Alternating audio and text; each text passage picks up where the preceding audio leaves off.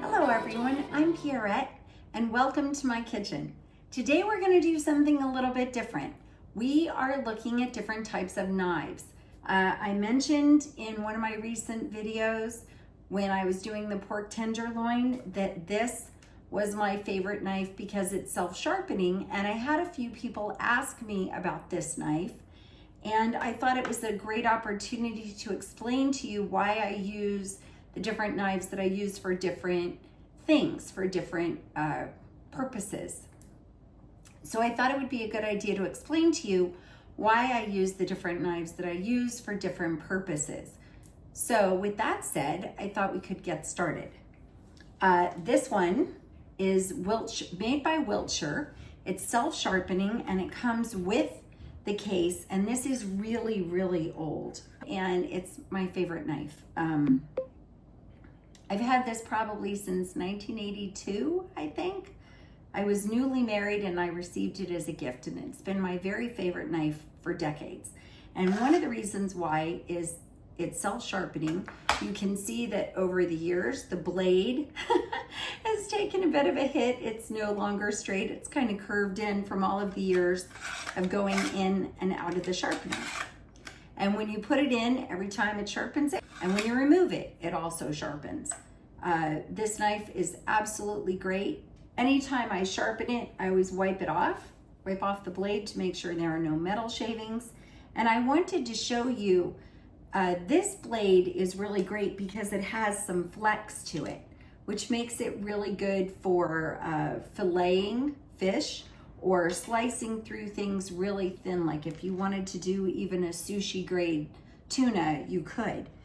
This knife takes very, very thin slices very easily, and this is great for stuff like beef jerky. You can see how thin that meat is. It just slices very, very thin pieces, and it cuts very cleanly, and it just really never gets dull, which is why I love it. So that would be knife number one. And I'm gonna wash my hands really fast before I touch anything else, so give me 1 second. The second knife that I have, and I'm not gonna put this back in the sharpener until I clean it, so I'm just setting it aside for now. The second knife is also self-sharpening. This one's by Pampered Chef, and I don't care for this one nearly as much. I thought I would, and I initially bought it as a replacement for the other knife, and this one's probably at least 15 years old, but I really don't use it often. It does also have the sharpener every time you put it in and out, but you can see how much thicker the blade is than the other one. And it just, because it's so thick, it's probably a 1/16 of an inch or maybe a little thicker. It just doesn't give you that same cut that the other one does. It's a little harder to get those really thin, almost transparent cuts. It still works, and you can still get pieces, but see how this one sliced an entire piece perfectly, and this one tends to kind of give you little chunks when you're trying to go really, really thin. So it's never been one of my favorite knives. Pampered Chef makes a lot of really great products, but I think between these two knives, I like the Wiltshire knife a lot more. If I were using this on something pretty heavy duty, then I would probably appreciate the thickness and sturdiness of this knife, and it does have a nicely shaped handle. They have a lot of great features, and it is nice that it's self-sharpening, but like I said, it's not my favorite.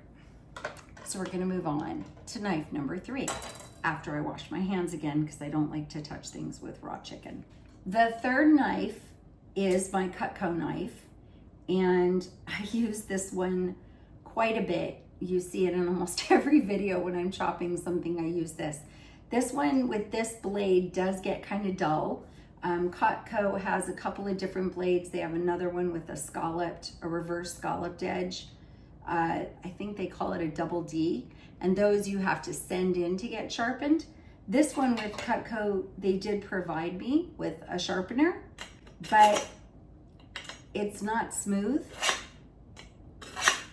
It kind of catches when you're sharpening it, which makes little gouges in the knife and impacts how cleanly the blade is sharpened. So this sharpener is not my favorite.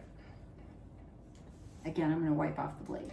This one was my mother's. This, I don't even know how old this is. It's probably from the 50s.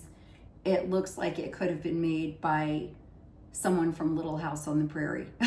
It's really old, but it does the job. And anything with this type of configuration, this has little metal rings and it comes to a center point and the knife fits right in that center point and you drag it along and it cuts beautifully. And this one, when I do it, I usually do about 20 swipes and it doesn't catch like the Cutco one does. It just slides cleanly through it. And that way I keep this knife really nice and sharp, and I use this for pretty much everything except for slicing or carving raw meat, which I use my Wiltshire. But this one, when it is nicely sharpened, still doesn't give you that really thin cut like the other one does quite as easily. It does tend to do more little pieces. That's my assessment of the three. This was in response to a question I had about the different kinds of knives, and so I wanted to respond with a little more than just a comment in the section. I thought a video might be helpful. So there you go, Cindy. I hope this was helpful to you and to anyone else who's watching. Thanks so much for supporting our channel. Take care.